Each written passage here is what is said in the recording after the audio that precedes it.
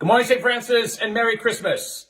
Today is Wednesday, December the 30th, 2020, Wednesday of the octave of Christmas, Wednesday, the 6th day of Christmas. In today's first reading, we hear from the first letter of John, which actually we have been hearing all this week. It is our octave of Christmas, octave of Christmas first reading, always. It's a bit sexist today, in which it only speaks about fathers and sons and then some anonymous children. But what John is trying to say is basically remember who you are, remember who you have become, because heaven has touched earth. God has become one like us and changed the course of human history, which means we act and receive what the world offers and what the world does in a very different way than everyone else receives and reacts to what the world is and what the world does. To remember that truth, that we are meant to be different, and different in a good way, that allows hope and healing to be experienced on this earth, is one of the chief and most important understandings and foundations of what it means to be a believer in this world. This rather sexist first reading, though, is paired with the second half of Luke's narrative of Jesus' presentation in the temple, in which we look at this prophetess Anna. The only time she's ever mentioned, the only words we ever have of her, that she was the daughter of a man named Phanuel, and she was of the tribe of Asher. But what she does when she recognizes the fact that God has been born among us in this child is that she doesn't just keep it to herself, because that in some ways is what Simeon does.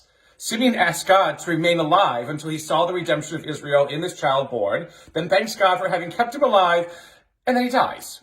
So he goes, basically, that's about it. That's what Simeon does.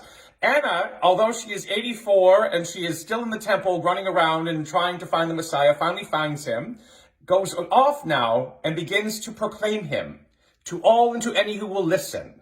This remarkable woman who we know very little of, who doesn't really even speak, but we're told proclaims to all and any who would listen that redemption has come to Jerusalem, that redemption has come to Israel.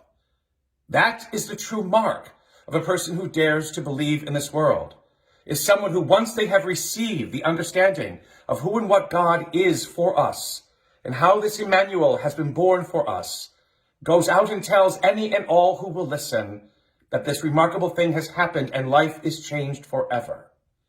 As we come to the end of this most extraordinary and difficult and upending and anxious and tension and whatever it is kind of year that we've experienced, who within it have been those people like Anna who have pointed out to us the Messiah, what the Messiah can offer and do for us?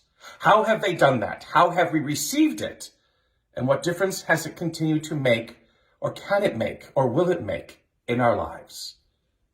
That, again, is a wonderful gift of this season of light, of this season of hope, is recognizing the Messiah within our midst, and recognizing even more so those who have the courage and wisdom and strength to proclaim that Messiah in our midst to us.